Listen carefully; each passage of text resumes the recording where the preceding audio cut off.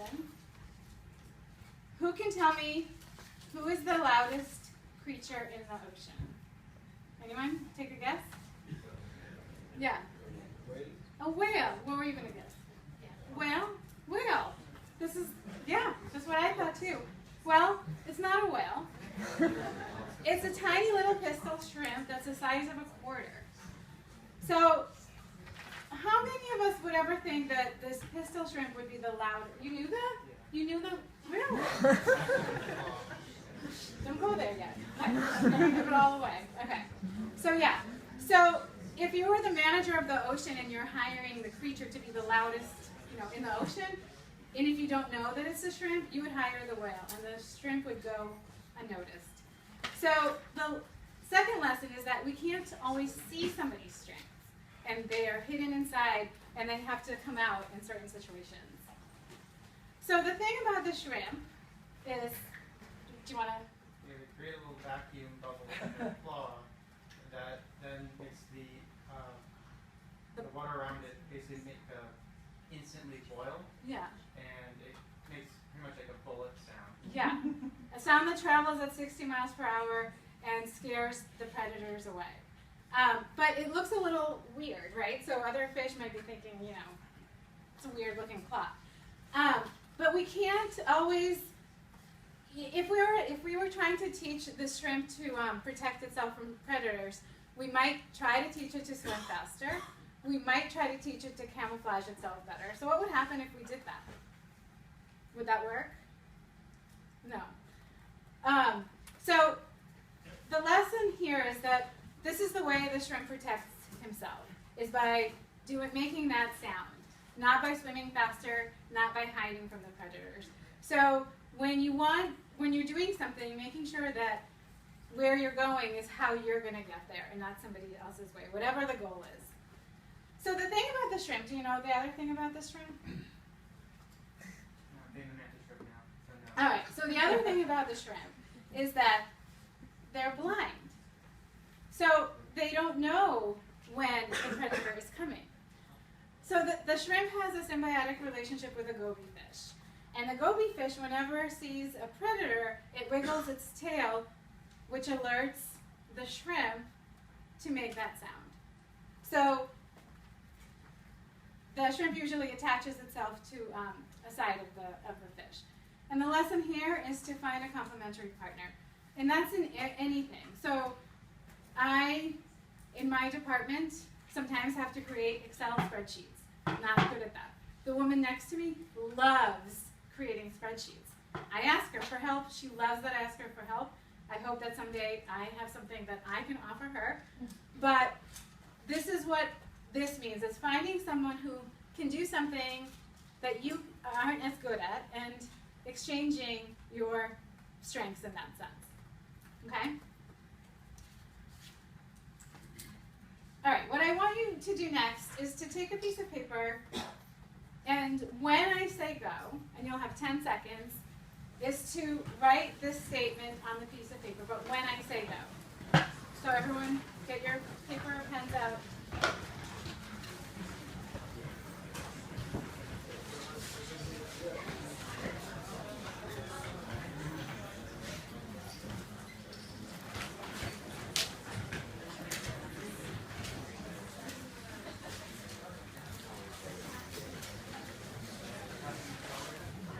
You guys ready?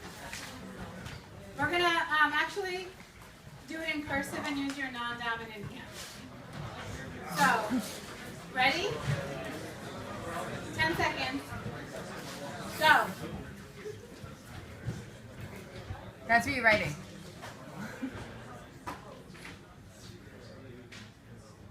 Okay, time's up. How was it? Did you guys finish? Anyone finish? Did anyone find it easy? Because there are people who are ambidextrous. Anyone? Yeah? Well, how was it? How was the result? Is it good? Very good. Very good? Was it comfortable? Okay. So I told you to perform a task. You did it. The lesson here is that, kind of going back to doing things how we do them the best way. So if one of your instructors asked you to submit a handwriting sample, and they said, we need your handwriting, the best possible sample, you would do it in your dominant hand, right? You would take your time, and you would do it in the way that you could do it best. Instead of just simply submitting something the way that you were told, necessarily. So it's thinking about the outcomes, so it's like, what is this for? Where am I gonna go with this? And how am I gonna get there? Instead of, this is how everyone's doing it, this is the process, and this is how I'm gonna follow it, which sometimes we do have to do. But always thinking about the outcome, and then thinking about how you can get to that outcome better, okay? So any questions on these are my strength lessons before we get more into what this all means. Any questions, thoughts, comments, insights? Okay. So Don Clifton, who's the founder of the Strength Finder, he asked this question: what will happen when we think about what is right with people rather than fixating on what's wrong with them? So, even today, people are always trying to improve their weaknesses. Performance reviews, they always focus on what you can be doing better. And when we get to that outcome, better, okay? So any questions on these are my strength lessons before we get more into what this all means. Any questions, thoughts, comments, insights? So Don Clifton, who is the founder of the Strength Finder, he asked this question: what will happen when we think about what is right with people rather than fixating on what's wrong with them? So, even today, people are always trying to improve their weaknesses. Performance reviews, they always focus on what you can be doing better. And when we go to our performance reviews, how many of you have had reviews on co-op? Okay. So it's the things that we don't do well. Those are the things that we remember, not the praise that we get for what we do well. So he asked this question, and this is when this strength movement sort of started. And then after he asked this question, about maybe in the 1950s, there was a speed reading study. So 2 groups of readers were used in the study at University of Nebraska. So the first group of average readers, they were reading at 90 words a minute. And the above average readers were reading 350 words a minute. Both groups went through the same speed reading intervention and had additional training. So the first time readers improved to 150 words a minute, which is pretty good, right? What do you think? Can anyone take a guess at how much better the first time readers did? Just a wild guess. What? Okay, well. So this is an example. When we do work on our weaknesses, we will get better. If you were to practice and writing with your non-dominant hand, you would definitely get better. But if we start with our strengths and focus on our strengths, that will lead to excellence. But focusing on our weaknesses will not. It will prevent failure, but it's focusing on our strengths that's going to lead us to excellence. And once we can learn to do that, if you guys can do that now, while you're still here, when you get out into the workforce, you are going to be 3 times as likely to have an excellent quality of life and be much more engaged in your job, 6 times as likely. So if you can identify what these are, learn how to use them as you take them forward, when you leave here, you're going to be that much more successful, happier than the other people in the workforce. So some examples of strengths, they start as talents, they start as just natural talents, kind of what we saw when we did the stand-up exercise. Effortlessly and instinctively starting conversations. So if you think about even dating, there are people that are so good at that. And for others, it's not comfortable going up to strangers, striking up conversations, but that is a talent. Thinking in an orderly or timely manner, that's a talent. being able to easily influence others. Now, we all can do that somehow, but there are people that just do it really well, and for them it's really easy. Seeing patterns in data, that's a talent. Having a positive outlook on life, that's a talent, okay? So there are 34 talents which have become strengths. The Gallup now owns Strength Finder, and they said they should have called it Talent Finder instead of Strength Finder, but it starts as talent, and then becomes strengths. So once you identify what the talents are, and you invest in developing them, learning about them, using them, and intentionally applying them to future goals, they will become your strengths.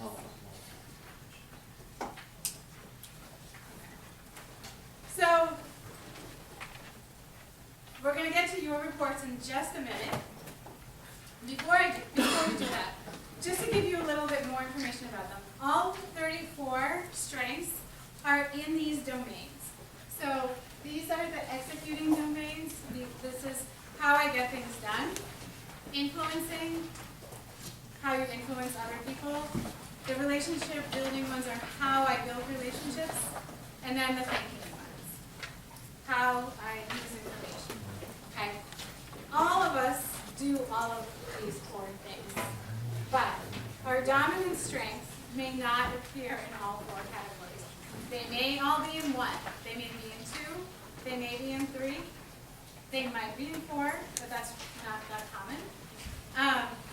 But we all still have to figure out how we do the other things that we don't have, where we don't have our dominant strengths. So for example, I don't have anything in here in my, actually top 10 probably, but somehow I get things done. So when I stop to think about what it is that motivates me to deliver, to get things done, I have no, I don't have that urge to check things off a list or create a to-do list.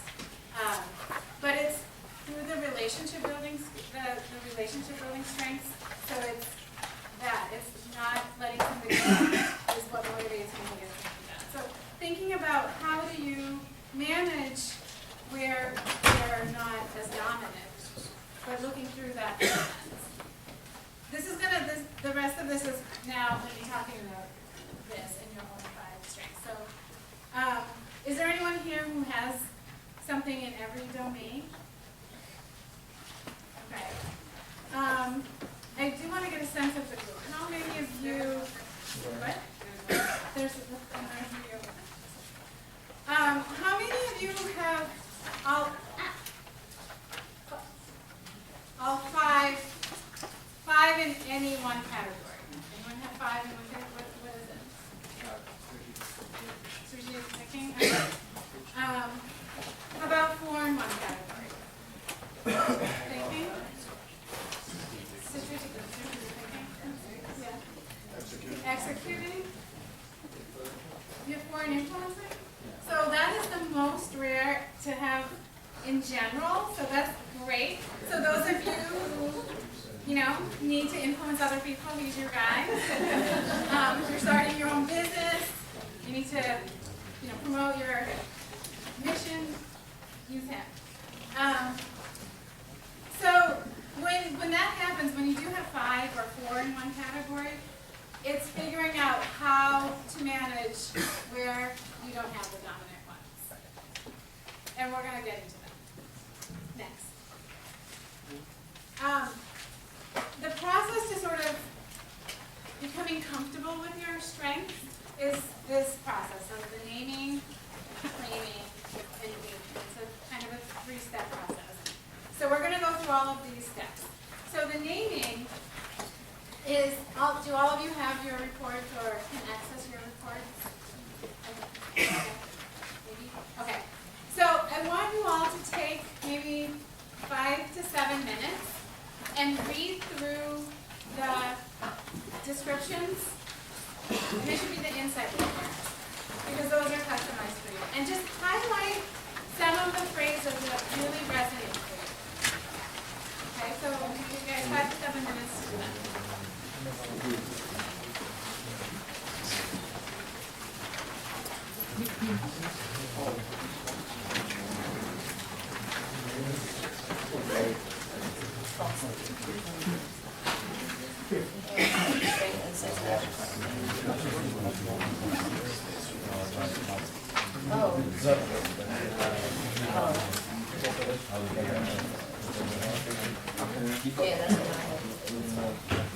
Yeah, that's what I had. They're all there.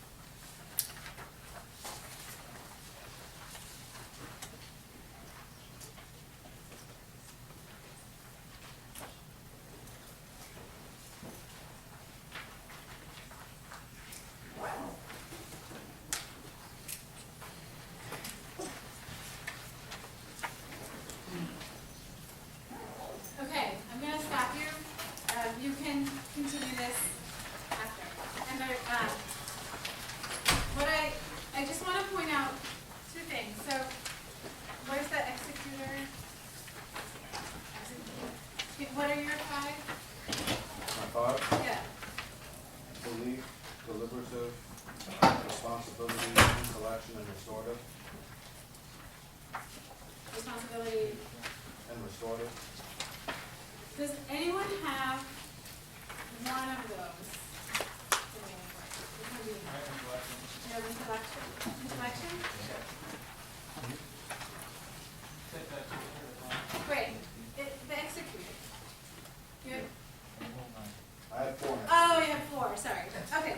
You had intellection? Yeah. Can you read some of your phrases in intellection? So I can hear. Just some, like 2 or 3 that really resonate for you. You rely less on emotion and more on logic to draw reasonable conclusions.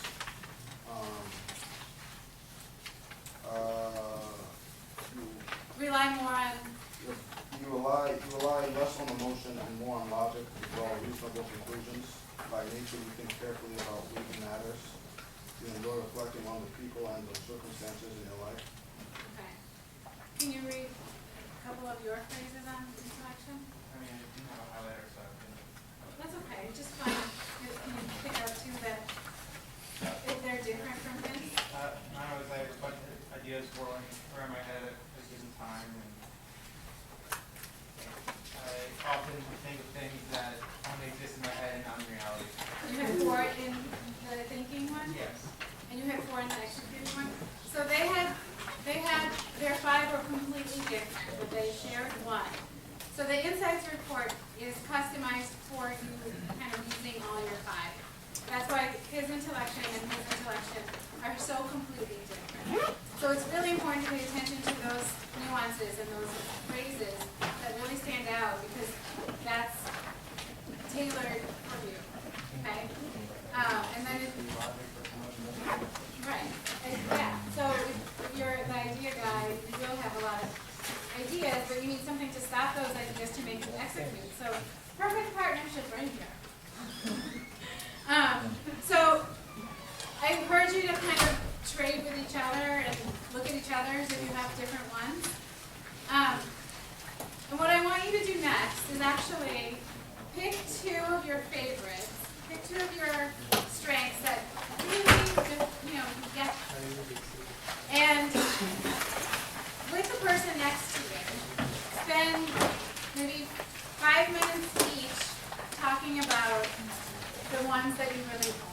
1 or 2 that you really own.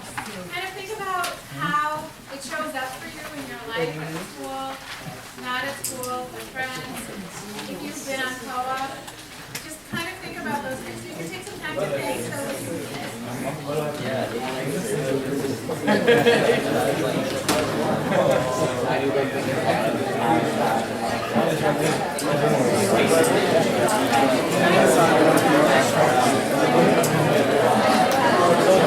Okay, well, I want to say like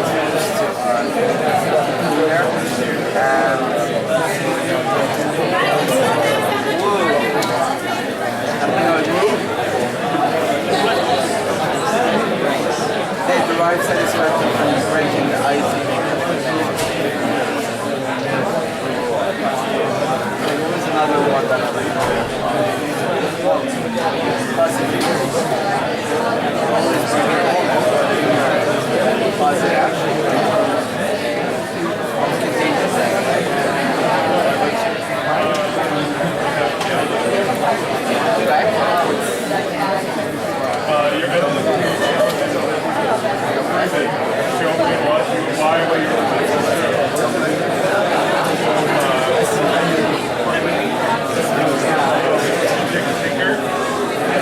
Are they both the last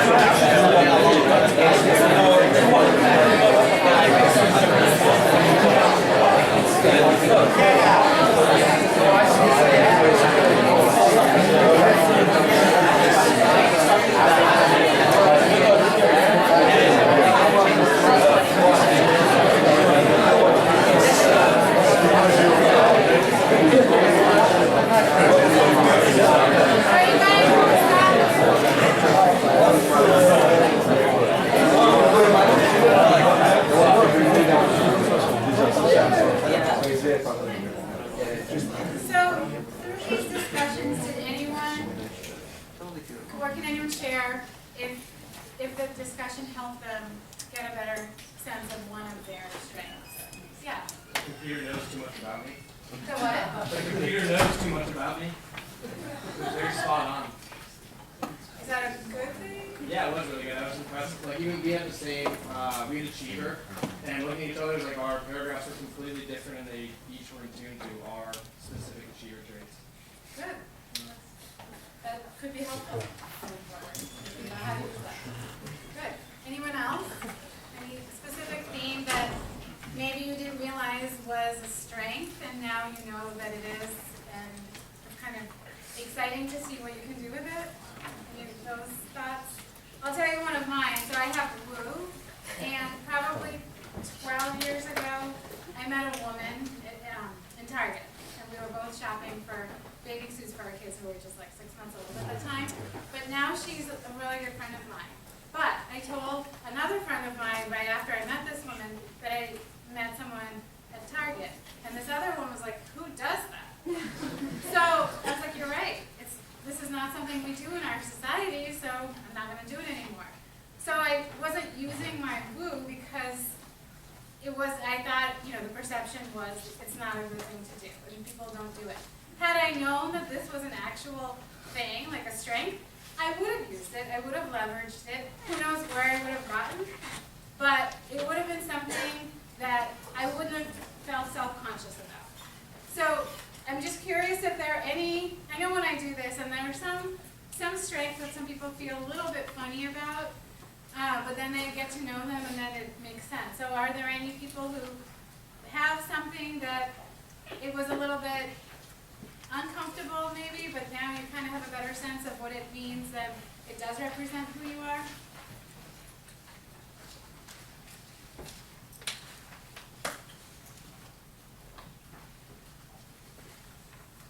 So the I need ones, to remind everyone that participation is really important in this class. there are people, so sometimes the ones that strike people as a little, I don't know, interesting, or something that they didn't know about was a strength, was like something like significance. Once you understand how to use it, it's a really great talent. Or command could be one of them. How many of you have competition? Okay. Okay. So, out of you guys who have competition, let's say you were playing checkers with a 10-year-old. How many of you would let them win? Anyone? You would? That is how much they're paying me to babysit their kid. I don't like So once you just really have a better understanding what you guys, with the two achievers were saying, how they are different for each of you, and what the different phrases that you highlighted, what they mean and how they resonate for you, and really thinking about it, and this is kind of taking this forward with your intention when we go into the job search process, but really tapping into these talents. So some of them sometimes also might get in the way. So one of my other ones is empathy, and it does sometimes get in the way of my ability to be objective for people, because it's the talent that you take on the other person's emotions. So you consciously have to kind of move them aside. So if you think of all your barbecue grill. And sometimes you have to dial some of them up, sometimes you have to dial some of them down. So if you're going to a networking event, you have relationship building skills, you have, or strengths, you have influencing strengths, great, turn them up. The other ones, you might want to turn them down for the moment. If you don't have them, think about what you do have and what you need to bring forward. Yeah, Can I ask you what your 5 are? can you ask me what? What your 5? My 5 yeah. are positivity is number 1, woo, input, ideation, and empathy. So, yeah, but they make sense. And for me, it's been great to figure out how to, I have input and ideation from the thinking one, so my ideas start cycling around. So for those of you who have stuff in the thinking category, but then something has to stop the thought process. You have to pull in something that will make you stop and act. So for those of us who don't have a lot of executing. Okay? Any other questions before we get into the job search process? Yeah. Why is activator is influencing and not an executor? Because you get people excited. Actually, I should have had you answer. Other people answer that. Who else has activator? Anyone? Okay. Do any of you see it as an influencing? Can any of you see how it can be an influencing one? I understand Yeah. how, I don't understand why it's there and not in the other. Well, no, Don't you but have how? to vote? Yeah, no, you're right. It could be in both. Which other one? Which other domain? Oh, it's in influencing. Yeah. But I don't understand why it's not an executor. Okay. So how do you use your activator? I see my activator as like, well, a sentence I highlighted was chances are good that you regularly energize people about your ideas and what can be changed or be done better. So I kind of see that as influencing. Who else? Anyone else? What are your other ones? I have activator, futuristic, significance, restorative, and relator. Okay, so you have 2 in the executing one? I believe so. Yeah. So his activator is going to look different than your activator. His activator might be more of the executing one, and yours might be more of the let's get everyone excited to get something done together. So it's the energy sometimes that comes from a person. So activators, they're I love working with activators because they move people forward. And I don't know if this is true for you, but have you been to meetings? Yeah. Okay. If the meeting isn't going anywhere, is that frustrating? Yeah. Okay, so for activators, this is really, really like a big thing. Because you just want to go and get started. You don't want to sit around and talk things through so much. You just want to take the idea and go with it, right? So they all have like the upside that once you tap into that, that's what's going to be great. They might also have, well, they do. They all have a downside as well. So if you don't know how to regulate it, or if you haven't gotten the hang of it yet, like my empathy, it's taking me a while to regulate it. It can get in the way of certain interactions or how I might make certain decisions. So understanding where that comes from is really important. So I'll give you one more example. I had a student, she was actually an engineering master's student, and we were doing a one-on-one coaching session. And we had some trouble scheduling a time to meet, and then finally she said, you know what, I was gonna go to this networking event, but I'm not gonna go, so I'm just gonna come. Great. So she came, and I asked her why she chose not to go to the second day of her networking event. And so she said that somebody made a comment that, really was not comfortable for her, and it was hard to hear, and it was really discouraging. So that one comment prevented her from going to the second day of this networking event. So one of her top strengths was significance. And for someone with significance to hear that, without knowing how to manage that, was really difficult, and it really affected her. So I think once she understood where that came from and where that emotion came from, you still have to give it space but then you can understand where it's coming from, why it's affecting you this way, why it might not be affecting somebody else this way, and just kind of move it aside and bring in some of the other strengths that will keep moving you forward. So it's really understanding when you are making a decision and it's not maybe the right decision, and you kind of think back on it later, how you could have done it differently and why, and if it could have been through this lens. I know it's a lot to take in just 75 minutes, but if you guys have questions about this, I'm happy to talk to people. It's weird enough. All right, so let's move into the job search process. So when you read a job description, all of you are mechanical engineering students? Yeah? So I got this description from Heather. So this was an actual description. I'm just going to point out some parts of the description for you, okay? So this is an entry-level position. When you read a job description, just like when you were highlighting on your report the phrases that resonated for you, when you're reading a job description, you can use that same highlighter and highlight the phrases about the job that really excite you. So that's kind of the first step is this job in this company, this role, this environment, this department, is this right for me? Okay, because you don't want to be going through this process again in 1 year because something didn't work out right.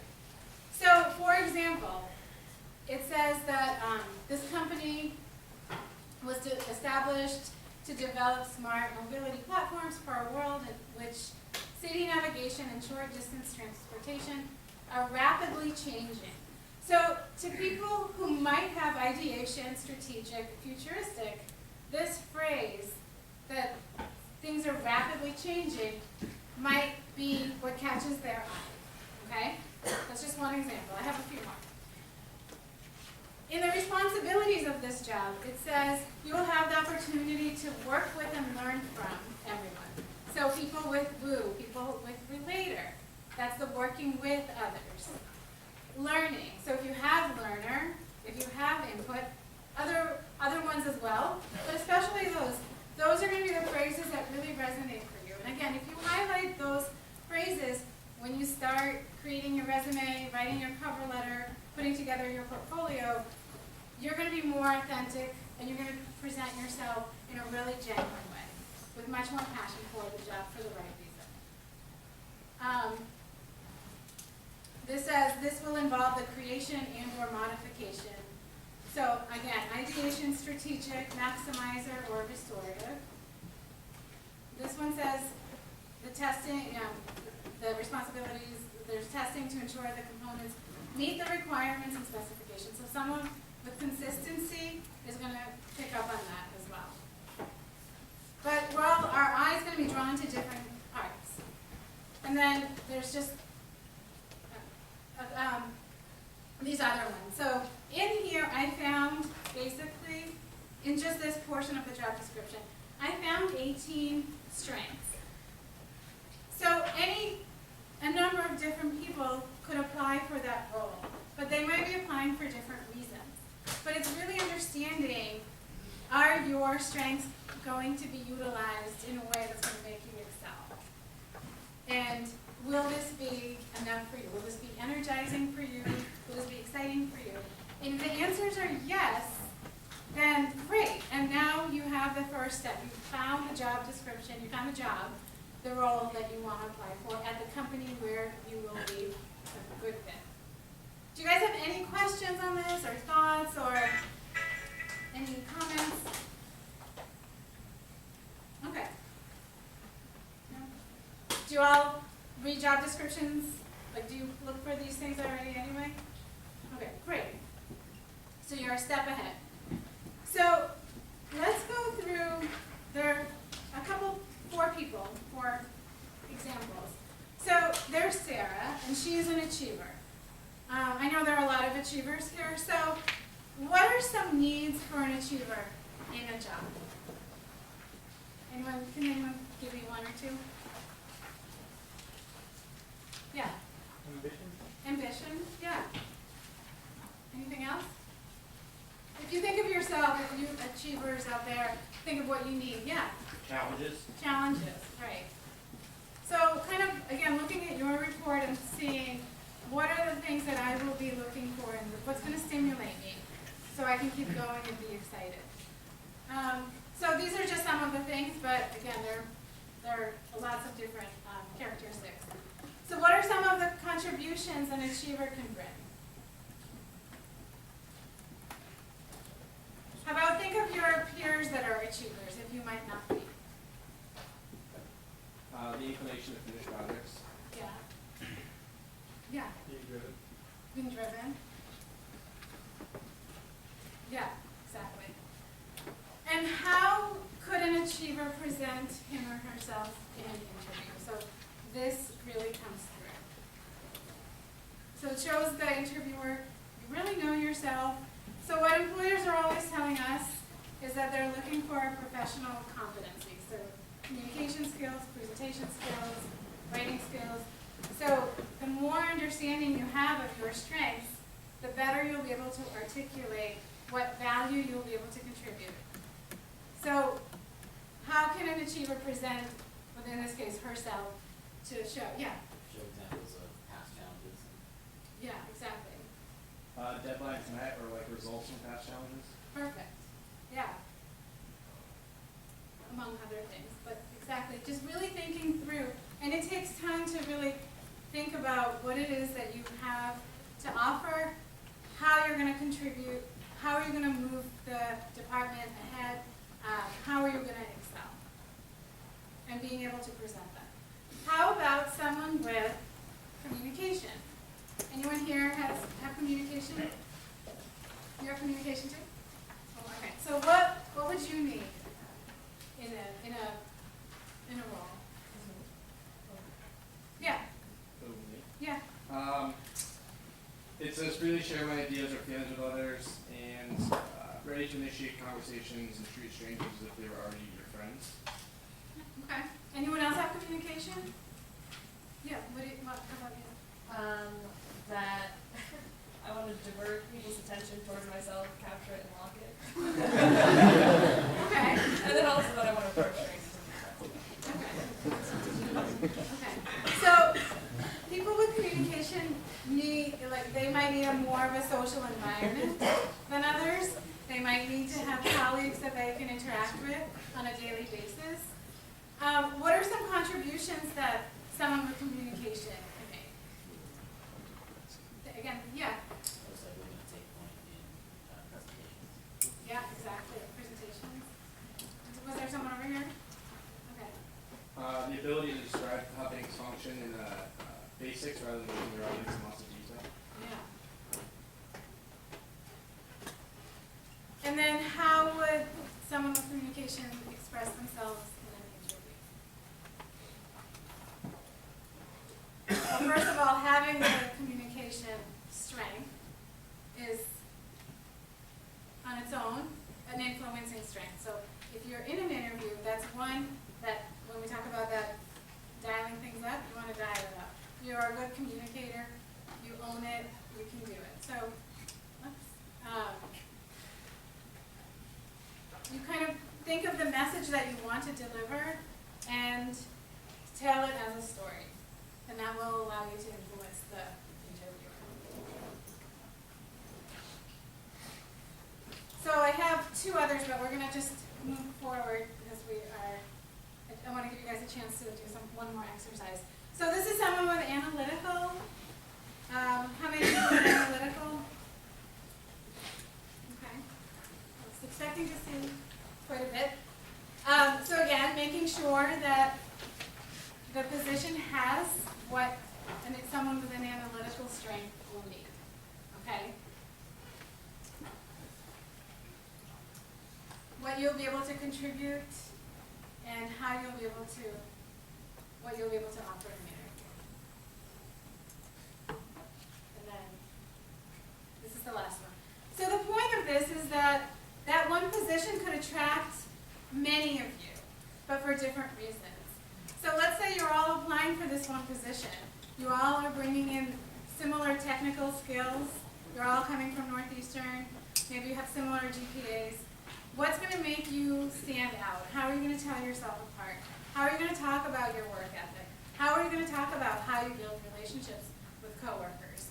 So these reports give you answers for those types of questions. So I had a student who, she didn't have any relationship building strengths in her top 5, but in her job, in the role she wanted, that was going to be a big part of that. She had learner, so she was able to talk about how being curious about people, being a natural learner, that was how she developed relationships. So it's not just saying, I'm good at developing relationships, I'm good at influencing people, I'm good at getting things done. It's knowing how you do that. How you do that, that's different from somebody else. So these are your personal traits. This is what makes you unique. Finding someone with the same top 5 in the same order is 1 out of 33 million. So what you're bringing in is really unique, and figuring out how to sell yourself and present yourself to the employer in a way that sends them that message that you're somebody who they need. Okay? So the last activity that I want you to do first is to look at this chart and kind of think about the themes that you have. If we had these, if you had something like this in front of you, but thinking about how each of your themes could help you in these 4 aspects of the job search process. So how can each of them, or any of them, help you in the job search, reading the job description, and making sure that the position aligns with your strengths and values. That's really key, especially values, because that is its own thing. How you're going to present yourself in your resume, your cover letter, through the lens of your strengths. So resumes now are accomplishment-based, results-based. What kind of results can you show? What kind of achievements have you had where you have success? So thinking about that and really presenting yourself that way. Then preparing for that interview or a negotiation or a networking event. Thinking about who am I going to be talking to? How do I prepare myself to talk to this person? So again, if those of you that may or may not, or may not have influencing in your top 5, what can you bring in to be authentic and to show that you're passionate and really interested? And then thinking about leadership, how can you make an impact? So when we talk about leadership and strengths, anyone can be a leader, but people lead with different strengths. So for example, the director of our department has a lot of the relationship building strengths, and she's a great leader because we all want her to succeed. So she was concerned that maybe, not having more in the strategic thinking wasn't great, but anyone can lead, and they just do it in their different ways. Okay? So the last thing I want you guys to do is, again, turn to your partner or find a small group of 3 and pick 1 or 2 themes and really think about how can you use these more intentionally. How will you use one of them in the job search process? How can one of them help you stand out on your resume or cover letter? Or how can one of them help you in interview? So we have about 10 minutes left, so if you just take 7 to 8 minutes to share with your partner, just to find one of them maybe.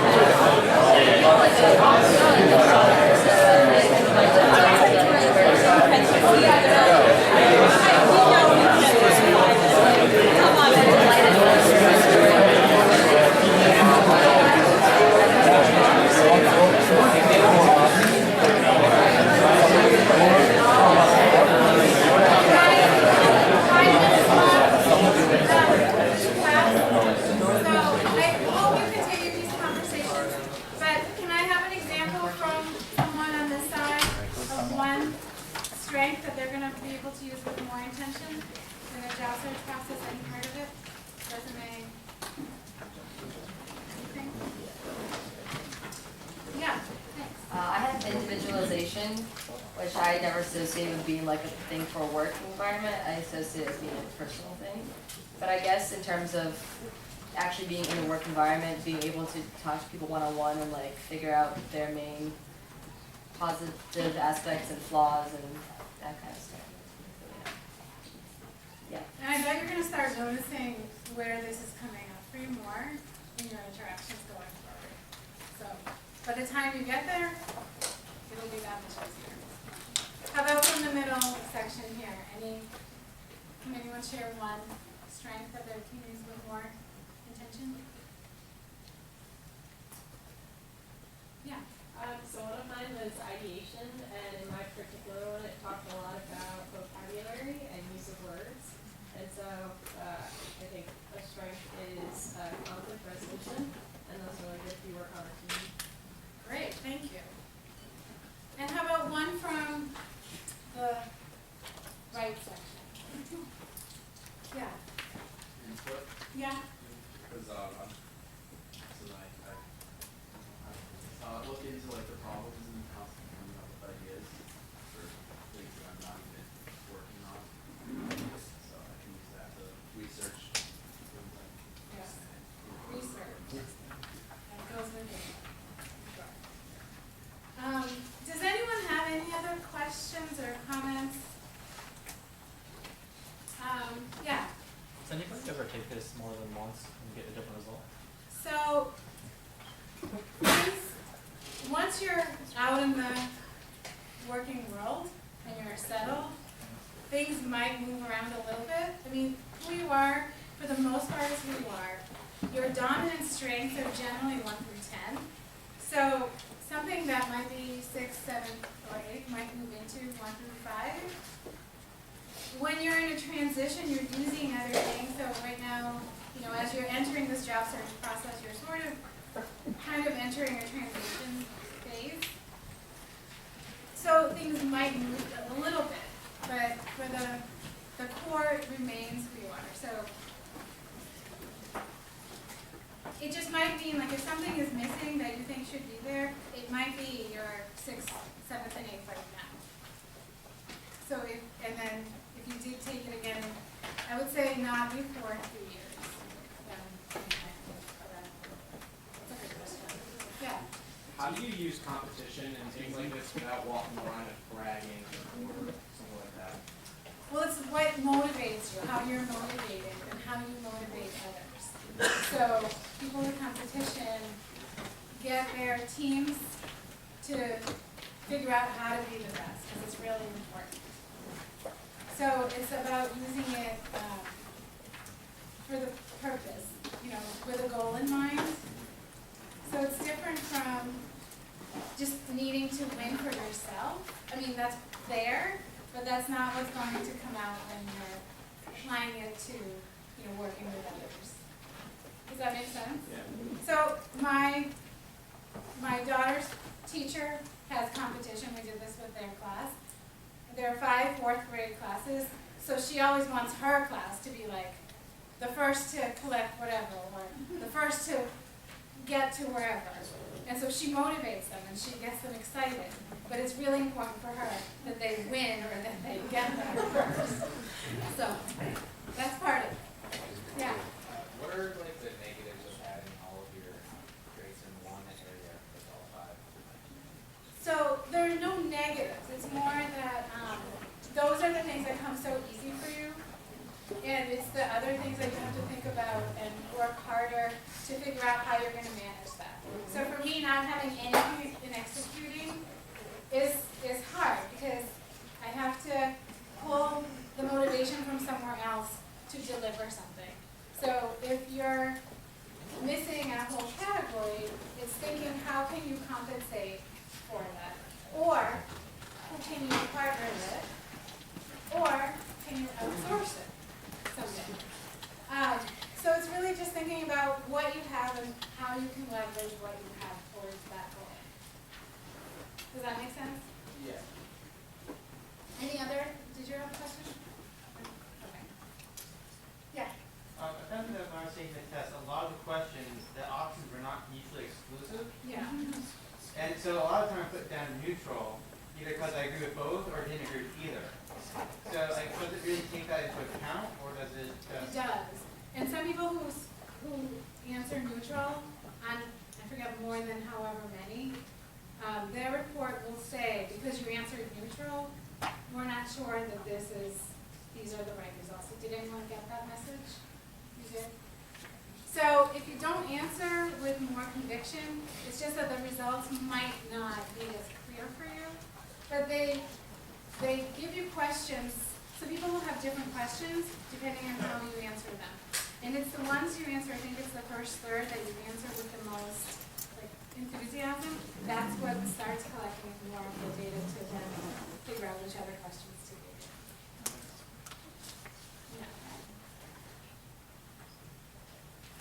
Does anyone still feel a little confused or unsure? Or does this make sense? I guess that's the question. Is this starting to make sense for you guys? And do you feel like you have a good enough understanding to start noticing these strengths about yourself, about each other when you're working with a group? One thing that I encourage you to do is if you are working in a group with others, when you notice something come out, that's who they are, and that's reflected in their strengths, comment on it. Let them know this is what we're seeing. And it'll start making more and more sense. And again, the more awareness you have of this, the more you'll be able to use them in the right way when the time comes, and eventually use them at work, be more engaged, be more successful. All right, well, feel free to come in and explore in more depth if you ever want to. So can everybody thank Anne for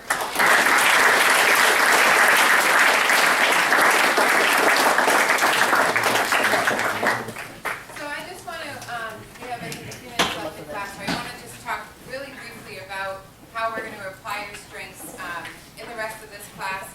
And also thinking, if you're in Capstone right now, you should really be thinking about your strengths, your group's strengths, and how can you leverage those so that you're actually playing off of people's strengths instead of giving people assignments that are in their weak areas.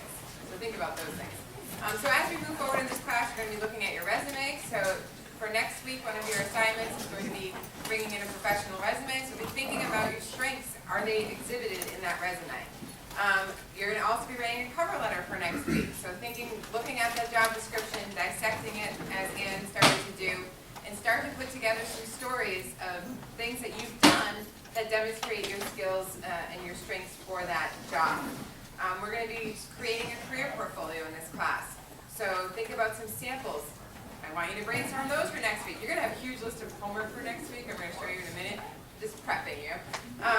So making sure that career portfolio highlights your strengths.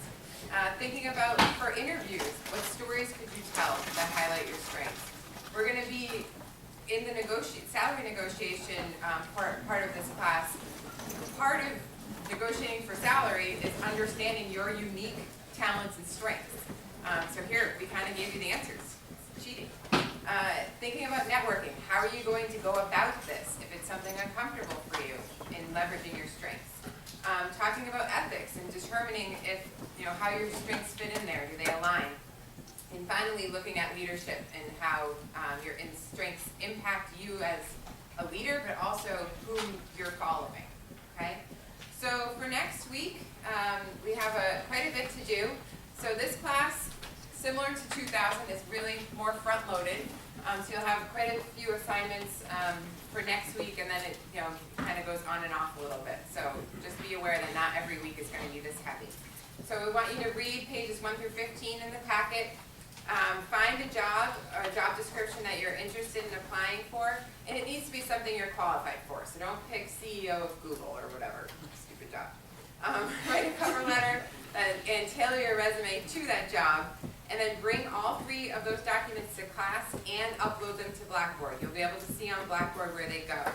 There's a narrated PowerPoint on applicant tracking systems, that's what ATS is, that you need to publish on Blackboard. And there's also a career portfolio PowerPoint. We want you to review those, and then by Monday at noon, you need to submit what we call the muddiest points. So what are questions you have after watching those videos, or watching the video and reviewing the PowerPoint? So I suspect that many of you have no idea how an ATS works. So that's probably an area that you're going to have some questions on, and we can talk about. And then brainstorm at least 2 samples of work that you can use in your career portfolio that will be due towards the end of the semester. So before I let you go, just a few events that are coming up that I want to make you aware of. If you thought that Piaggio Fast Forward job description was super cool, they're going to be on campus tomorrow for the ASME lunchtime thing that they do. I have it somewhere. Is anyone in ASME that can tell us where it is? I think it's at West Village F. Yep. 325 Shulman. Oh, I lied. 325 Shulman. Good thing you were here. That's a really cool new company that we have in NU Careers for third co-ops. So especially if you're looking for co-op, but they do have entry-level positions available, so maybe go check them out. So that's tomorrow. On Thursday, there is a Aerospace Defense Networking Expo. I sent you all an email about that as a reminder today. So if you're interested in those industries, you should come to that and meet some employers for that. On tonight, and Thursday night, if you're interested in Global Co-op, there's information sessions for that. If you already went to one last year or the year before, you do need to go again. If you've already gone this year, you're in the clear. So just make sure that you know your status on that if you're interested in co-oping internationally. And then on the 28th, Apple is coming. On the 29th, Tesla is coming. And on October 4th, Flex is coming. So watch for those emails and flyers going out. And all of our events will be posted on New Careers. So check that out. If you're graduating, there's a lot going on. So really be checking New Careers. There's lots of employers coming on campus. They are recruiting now for leadership development programs that start after you graduate. So get on there, check it out. Questions? Everybody sign this sign-in sheet? There's one floating somewhere. Oh, I see it right there. Okay. If you have specific questions about your class, be sure to check in with your instructor. Otherwise, we will see you next week. Thank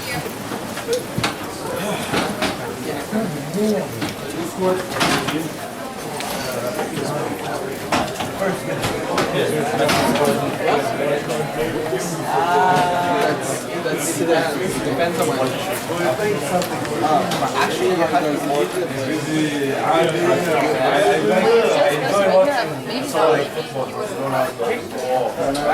the boring game. We win them. Yeah. More like the boring stuff, bro, when you play shoot. You don't see a contest, bro. How's that fun to watch?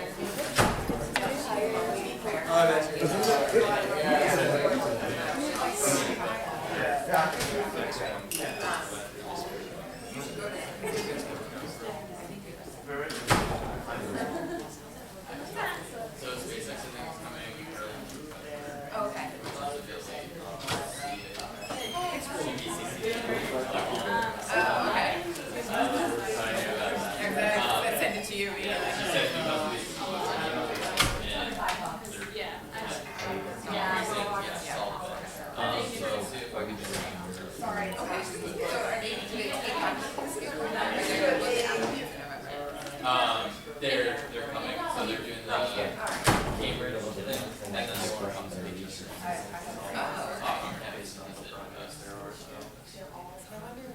We should try and get chats the audience. That's probably better. I think it's a first week of people. So I'll see if I can use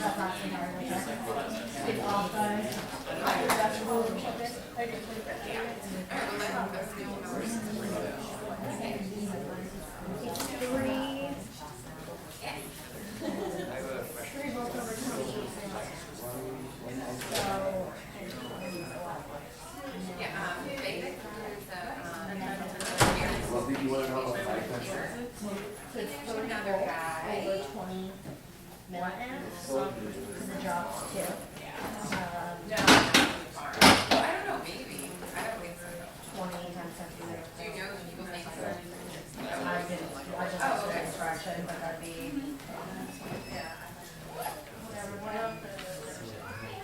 Which one? Okay. I can grab it when I got that. Sorry, what'd you say? Is it okay if I?